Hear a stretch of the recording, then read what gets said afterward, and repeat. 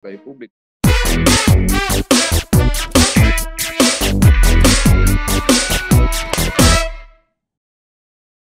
Ya, ketemu lagi di Newsmaker, obrolan hangat one on one bersama saya Alfa Mandalika.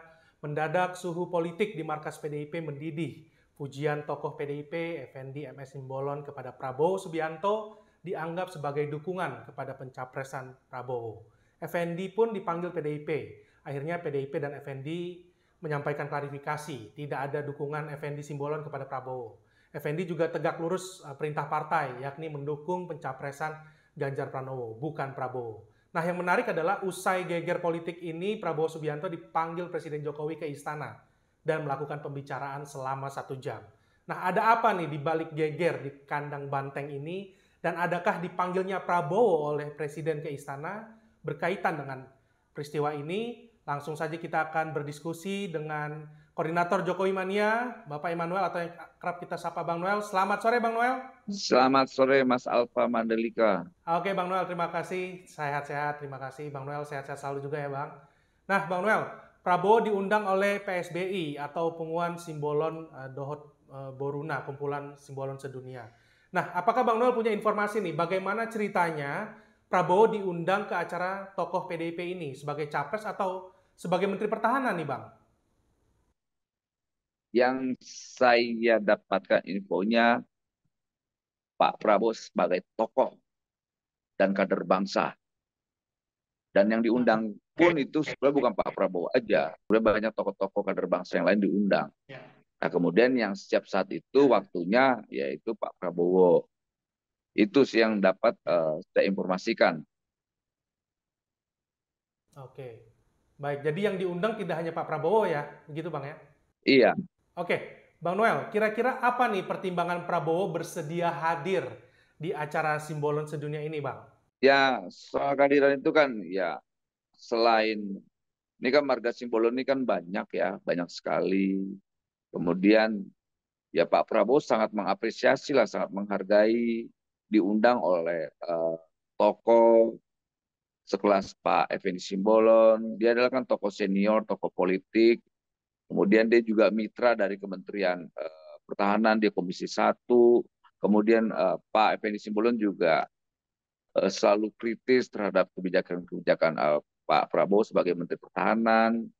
Dan ini menunjukkan bahwa uh, apa Pak Effendi Simbolon ini sangat hormat lah dengan Pak Prabowo. Begitu sebaliknya, Pak Prabowo juga sangat menghormati Pak Effendi Simbolon. Nggak mudah orang diundang dalam adat sebuah marga ya. Itu kan marga. Nggak mungkin sekelas Pak Effendi Simbolon mengundang orang tanpa punya pertimbangan-pertimbangan khusus gitu. Pasti ada pertimbangan khusus tersendiri. Lepas dari hiruk pikuk hari ini bicara tentang uh, pilpres-pilpresan lah. Dia juga nggak mau merendahkan marganya karena persoalan kekuasaan lah. Karena marga dalam tradisi Batak adalah sesuatu yang harus dihormati gitu loh. Marga itu harus dihormati apapun siapapun di tradisi Batak. Jadi saya rasa dengan kehadiran Pak Prabowo itu menambah rasa respect Pak Evi Simbolon sampai dia mengungkapkan ke publik jujur katanya, saya menyampaikan secara jujur, dia bilangnya secara jujur, secara objektif bahwa kepemimpinan 2024 Pak Prabowo layak. Artinya ada sampai kesimpulan seperti itu, artinya ada ungkapan jujur dari seorang politisi senior PDIP. Dan ini membuat kami juga semangat lah ya, senang gitu loh. Nah, dari dampak ungkapan jujurnya, akhirnya beliau juga dipanggil oleh partainya. Nah, artinya kan bahaya sekali ketika ada kader bangsa mengungkapkan perasaan dan hatinya dengan kejujuran yang tulus, kemudian dikhawatirkan. Kalau PDIP partai besar, partai kader, kenapa harus khawatir ya kan gitu logikanya. Nah, artinya saya lihat ada kepanikan di internal PDIP terkait dengan ungkapan-ungkapan jujur, dan ini kan bukan pertama kali politisi atau kader PDIP mengungkapkan pengungkapan kejujurannya di publik ya, di mata publik. Dulu Mas Gibran juga begitu dipanggil. atau siapa dipanggil. Artinya ya kita nggak tahu kenapa mereka mereka panik kalau mereka partai kader gitu loh. Artinya ya kita mengkhawatirkan lah setiap ada orang-orang yang jujur ingin menyampaikan ungkapannya secara objektif, kemudian ya itu akan menjadi masalah buat bangsa ini ke depan. Ya, ini kan mencontohkan tidak baik buat demokrasi, tidak baik juga berpolitik, tidak baik juga untuk kita sebagai anak bangsa menyampaikan hal-hal yang baik buat bangsa ini. Kan itu kan mendidik apa yang dilakukan oleh Pak Effendi Simbolon. Dia boleh beda pandangan partainya dengan Gerindra, tapi dia berani mengungkapkan kejujuran. Gitu. Dia berani secara objektif menyampaikan itu ke depan publik. Dia berani menyampaikan itu ke di acara Marga Simbolon. Nah inilah pendidikan politik yang mahal yang diberikan oleh Pak Effendi Simbolon itu. Jadi kita harus kesatria itu harus berani mengakui lah. Nah, menurut saya sikap Pak Effendi Simbolon itu adalah sikap kesatria Pak Effendi Simbolon sebagai partainya sebagai kompetitor dari PDIP, dari Gerindra itu sendiri, PDIP dan Gerindra. Nah ini kan ini contoh seorang kader bangsa yang bicara tentang Indonesia ke depan lebih baik, bicara tentang demokrasi. Demokrasi itu kan juga berani mengungkapkan sebuah perbedaan dengan kejujuran, gitu loh. Bukan soal slogan-slogan aja, demokrasi, demokrasi, demokrasi, tapi perilakunya fasis, feodal, anti terhadap perbedaan, anti terhadap kejujuran. Nah ini yang kita tidak mau. Jangan sampai PDIP ini partai yang bicara tentang demokrasi malah tidak selaras dengan eh, apa perjuangan partainya. Karena partai itu adalah organisasi besar dari sebuah organisasi kecil. Nah, organisasi terbesar itu namanya partai. Nah, partai itu juga harus berani mengedukasi publik, gitu loh. Itu hal yang biasa, apalagi namanya PDIP, Partai Demokrasi Perjuangan. Nah, dia harus perjuangkan tentang demokrasi. Nah, dalam demokrasi itu bukan soal kesejahteraan dan perbedaan, tapi juga harus berani mengungkapkan hal yang jujur secara objektif dan mengakui secara kesatria. Itulah demokrasi yang saya anut sampai detik ini. Begitulah Mas Mandalika. Oke, Bang Noel, PDIP dan Effendi Simbolon membantah nih adanya dukungan kepada pencapresan Prabowo. Sudah pasti tidak mungkin ada dukungan kepada lawan politik. Nah, kalau dilihat dari ucapan Effendi Simbolon tadi yang Bang Noel sempat singgung, saya pribadi secara jujur berharap Indonesia dinahkodai pemimpin yang punya kehandalan, secara jujur dan objektif. Saya melihat figur itu ada di Prabowo. Nah, itu adalah statement dari Pak Effendi. Nah, di mata Bang Noel nih, sebagai Prabowo mania, ini sebagai bentuk pujian atau dukungan nih Bang Noel? Itu bentuk kejujuran. Oke. Kejujuran beliau dalam melihat realita kepemimpinan antara Pak Prabowo dan Mas Ganjar. Biar gimana pun Mas Ganjar adalah teman satu partainya. Dia tahu sekali isi kepala, tindakan dan kebijakan yang sudah dilakukan Mas Ganjar dengan di mana Pak Prabowo memimpin isi kepala Pak Prabowo dan kebijakan Pak Prabowo. Saya yakin sekali dia bisa membandingkan, apalagi kelasnya Pak Prabowo ini kan sudah bukan levelnya lokal lagi ya, tapi dia bisa mendunia. Dan itu juga yang diharapkan oleh Pak Jokowi. Karena kita nggak mau bangsa ini dipimpin hanya karena pengen hasrat kekuasaan, kita tidak mau. Leadership itu juga harus punya ujian lah. Pak Prabowo itu kan memimpin itu prosesnya cukup luar biasa. Tidak tidak ajak ujuk mimpin partai, punya duit. Dia mimpin partai itu dengan proses yang luar biasa. Dia dihina, dia difitnah, dia ditipu, gitu loh. Tapi dia tetap tegar dengan tujuan dan cita-citanya. Itulah pemimpin. Itu teruji leadershipnya.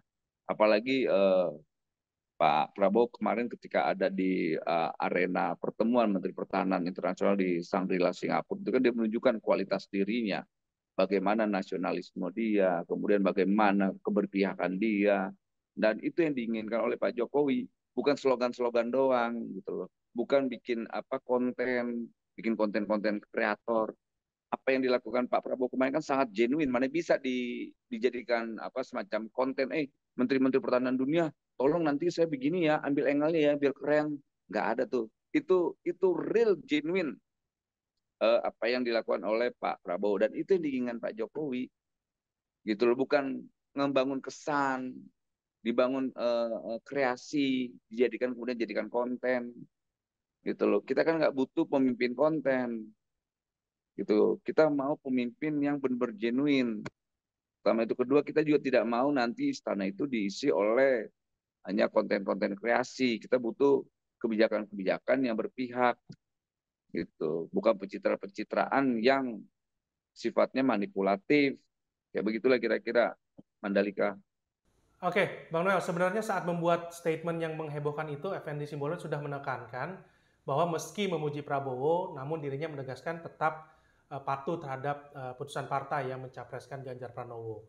Mungkin memang sekedar pujian ya, Bang Noel. Tapi mengapa ini membuat panggung politik seakan menjadi heboh nih, Bang Noel? Ya sebetulnya yang bikin heboh itu kan PDIP-nya sendiri. Pak Effendi Simbolon kan dia kapasitas sebagai kader bangsa, marga Simbolon gitu loh. Dia harus pisahkan dong antara marganya sebagai dia orang Batak dengan PDI. Jangan PDI-nya menjadi tiran buat marga Simbolon, akhirnya nanti ditinggal oleh marga-marga Simbolon sedunia loh.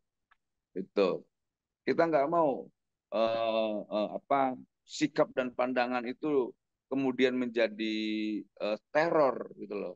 Karena dia punya sikap dan pandangan yang jujur, kemudian itu menjadi momok gitu loh. Masa itu apa menjadi tidak baik sih, kasihan. Orang akan rakyat akan melihat dan menonton lah ya, kejadian kemarin itu, kok PDIP ini begini sih, partai besar, kok partai seperti partai kanak-kanakan sih, karena hanya ungkapan jujur aja langsung seakan-akan kayak gimana. Ini bentuk intimidasi terhadap kejujuran gitu loh.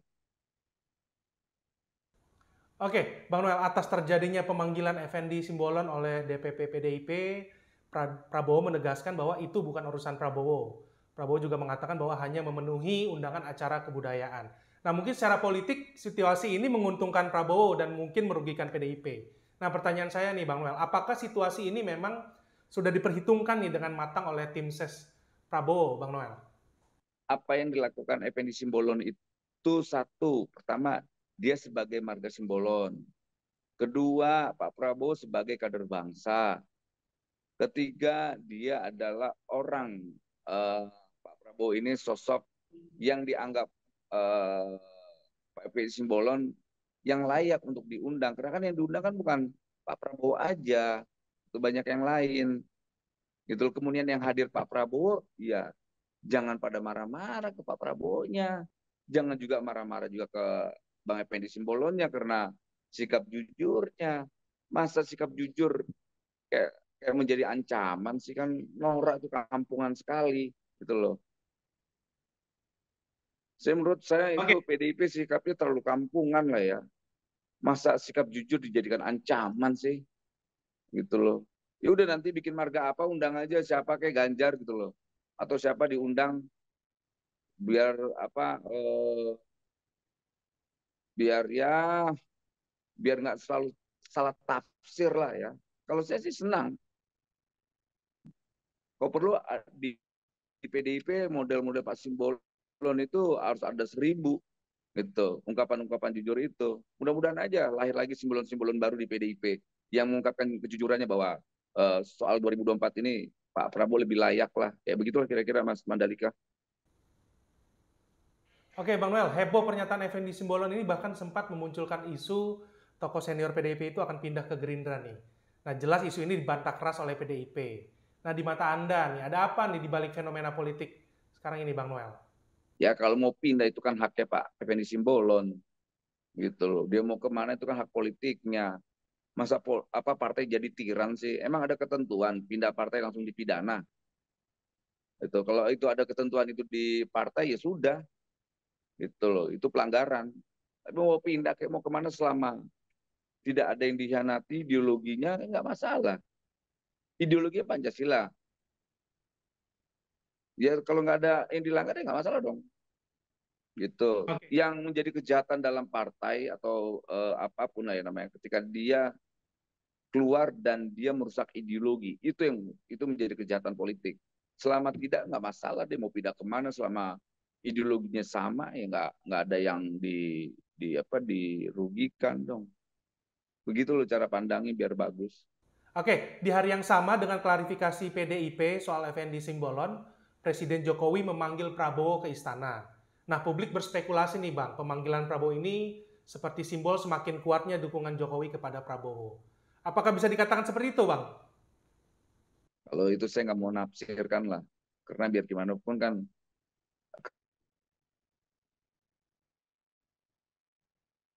dan Prabowo kan itu antara eh, pemimpin dan bawahannya gitu loh. Jadi ya itu hal yang biasa aja lah. Kan juga Pak Jokowi sering manggil Pak Prabowo. Tuh. Bukan sekali ini aja sih. Itu kan tafsir itu terkadang-kadang menyesatkan cara berpikir kita bahwa Pak Prabowo itu masih menjadi menterinya Pak Jokowi. Nah, kecuali Pak Prabowo bukan menterinya Pak Jokowi, baru kita boleh menafsirkan hal-hal yang kiranya eh, meresahkan cara berpikir publik atau masyarakat. Kan tidak, itu kan masih itunya Pak Jokowi, Pak Prabowo masih menterinya. Apalagi kemarin beliau juga menyampaikan laporan soal pesawat kayak pesawat yang udah banyak yang mau memesan pesawat kita. Itu kan prestasi luar biasa gitu. CN berapa tuh 250 atau apa tuh yang menjadi produk kebanggaan bangsa ini, produk anak bangsa. Kayak gitu-gitu kita nih bangsa ini selalu nyinyir dengan hal-hal yang kiranya seperti apalah. Kayak gitu Mas Mandalika. Oke, Bang, sebagai relawan Prabowo, apakah Bang Noel punya catatan lain nih atau cerita lain yang tidak diketahui publik terkait seringnya Prabowo dipanggil ke istana? Ya, banyak lah, tapi kan nggak mesti saya sampaikan ke publik begini. Itu kan hal yang nggak boleh diungkapkan ke publik. Kan saya juga sangat beretika dalam komunikasi. Ada yang bisa layak untuk dikonsumsi publik, ada yang tidak. Ada yang boleh disampaikan hasil pertemuan itu, ada yang tidak. Memang ada beberapa pertemuan dan pembahasan yang nggak boleh diketahui publik, dan saya nggak boleh menyampaikan itu. Saya jaga itu, nggak boleh nggak boleh saya langgar dong kesepakatan itu. Oke, bisa disimpulkan bahwa kalau ada yang disidang oleh PDIP terkait Prabowo, pasti Prabowo dipanggil Presiden ke istana. Nah, beberapa waktu lalu setelah Gibran dipanggil PDIP, karena menghadiri acara Prabowo, Gibran juga dipanggil oleh PDIP. Presiden pun memanggil Prabowo ke Istana Bogor. Nah, kali ini tokoh senior Effendi Simbolon dipanggil PDIP, Prabowo pun kembali memanggil, Presiden Jokowi pun memanggil Prabowo ke istana. Kali ini di Istana Merdeka di Jakarta. Nah, polanya jelas nih Bang. Kalau ada yang dipanggil PDIP terkait Prabowo, maka Prabowo pasti dipanggil Presiden ke istana. Seperti itu ya Bang Noel ya? Ya sebetulnya kan kebetulan aja sih, tidak polanya. Kalau dibilang polanya seakan-akan itu apa ya, sudah disetting lah, kan tidak itu proses alamiah sekali. Tapi kemungkinan waktunya bersamaan, kemudian eh, kalau mau dilihat diidentifikasi bahwa polanya kok sama ya. Setiap Prabowo ada orang yang coba menyampaikan hal yang positif ke Pak Prabowo, misalkan kader PDIP atau orang-orang PDIP, pasti besok dipanggil sama apa dewan apa di PDIP gitu. Saya rasa hal yang biasa lah kayak gitu-gitu. Juga selama ini kan dia Menteri Pertahanan, dia kan harus melaporkan day to day soal keamanan bangsa ini, apalagi menghadapi pemilu. Ditambah lagi beliau kan capres ya, calon presiden, pasti juga dia akan mereport perkembangan-perkembangan politik keamanan di Republik ini. Jadi saya rasa ya hal-hal yang biasa lah ya kalau ada pertemuan-pertemuan antara Pak Jokowi dan Pak Prabowo. Kemudian orang-orang itu dipanggil, setiap mengomentari positif ke Pak Prabowo, ya kita lihat itu perilaku yang sebenarnya tidak bagus yang ditontonkan oleh PDIP.